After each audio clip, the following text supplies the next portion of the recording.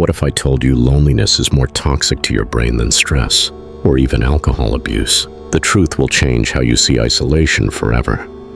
Now let me ask you this. Have you ever sat in a room full of people and still felt completely invisible? Or worse, perhaps you found yourself so alone for so long that it no longer feels strange.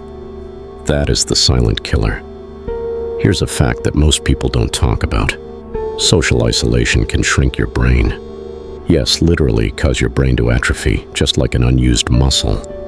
If you think this is just about feeling sad or a bit disconnected, you have no idea what you're up against.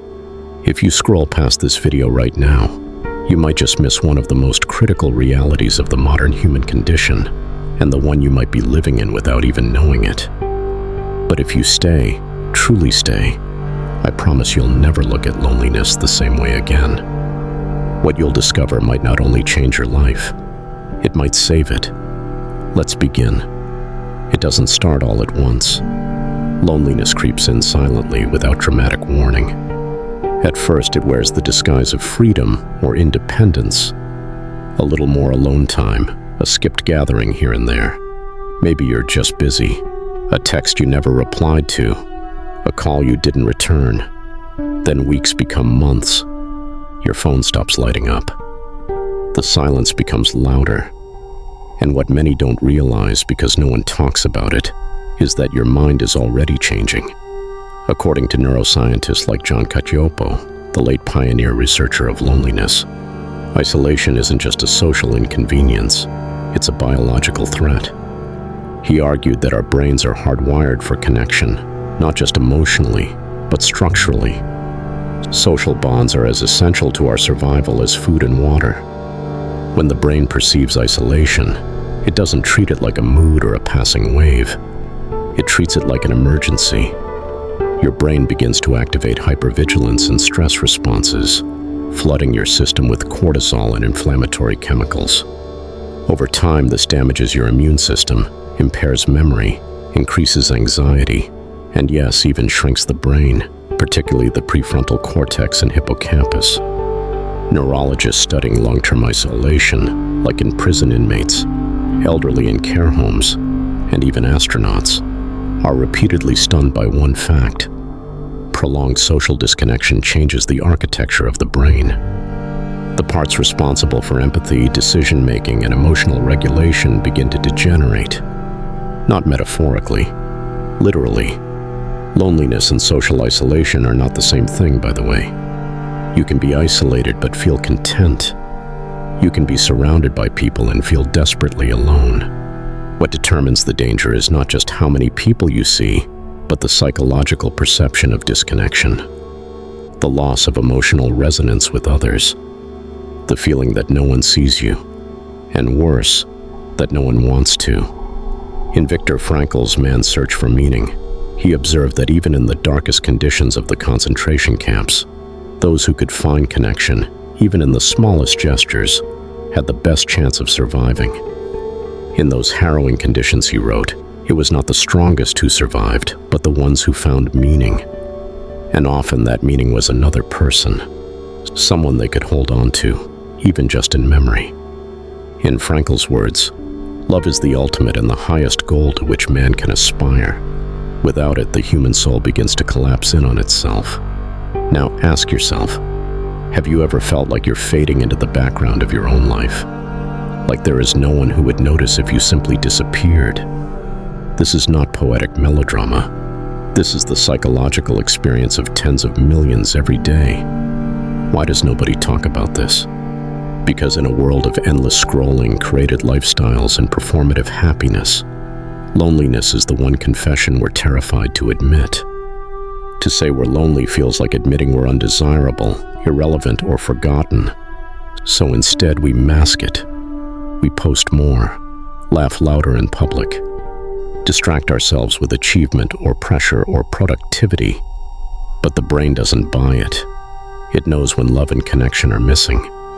Psychologist Carl Rogers said, "What is most personal is most universal." That aching loneliness you feel, that quiet desperation you're trying to silence, it's something almost every person has felt. But few are brave enough to admit it. So how do we fight it? This isn't just about scheduling more coffee dates or joining a book club, though that helps. This is about changing your relationship to connection itself. And that begins brutally with honesty. Step 1, name it.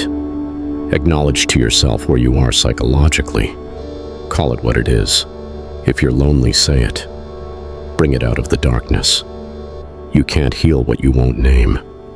Step 2, shift from passive to proactive. Don't wait for connection to find you. Reach out. Text the friend you haven't spoken to in months.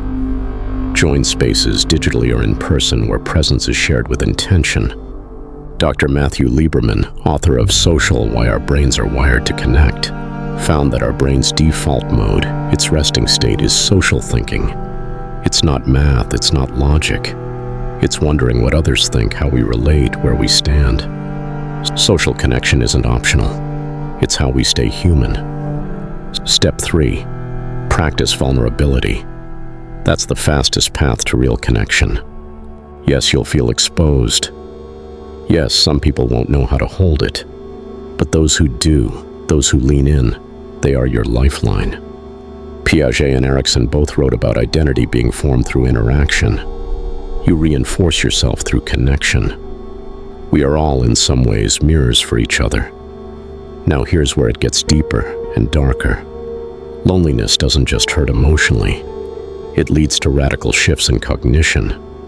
Cacioppo's studies revealed that chronically lonely individuals start to see the world not just as isolating, but dangerous. They begin to perceive social threats where none exist.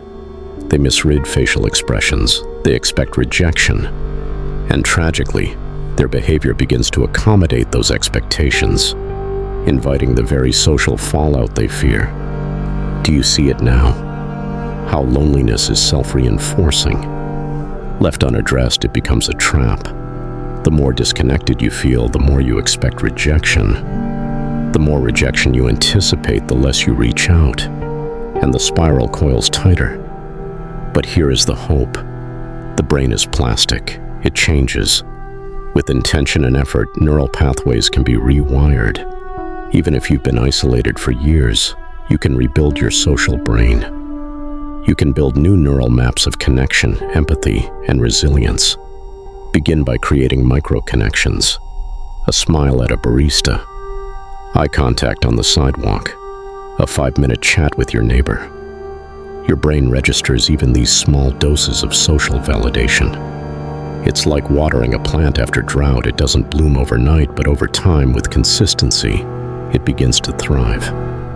Start keeping promises to yourself. The more you show up, the more trust you build, not just with others, but internally. And most importantly, seek out depth, not breadth.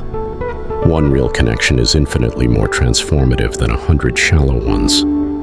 Find your tribe, not your followers, your witnesses. Have you ever felt like even your own existence didn't matter? Let me say this clearly. You matter because someone's nervous system is recalibrated when you're around. Sometimes we think connection must be grand or dramatic. No. Sometimes healing is as simple as being seen. A hug, a shared laugh, a me too that echoes across silence. And remember what Nietzsche said. Invisible threads are the strongest ties. Life is filled with invisible cords, past lovers, old friendships, family bonds, collective griefs. Even people no longer here are shaping who you are. You carry with you not just memories, but longings, echoes, unfinished conversations.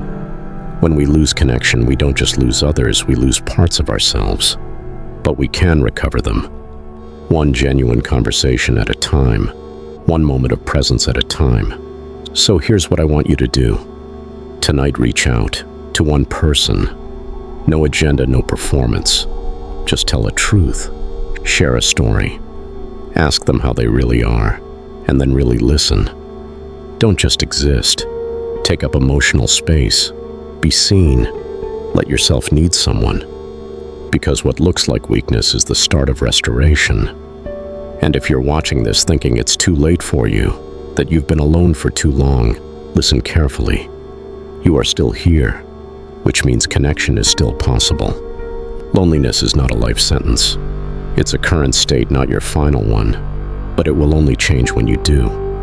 So, if you've made it this far, I want to know who truly understood the message.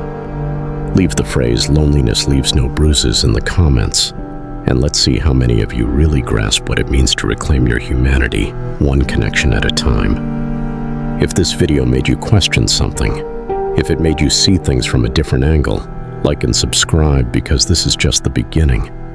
I'll see you in the next video. And remember, the most dangerous part of loneliness and isolation isn't the pain. It's how slowly they convince you that your presence no longer matters to the world.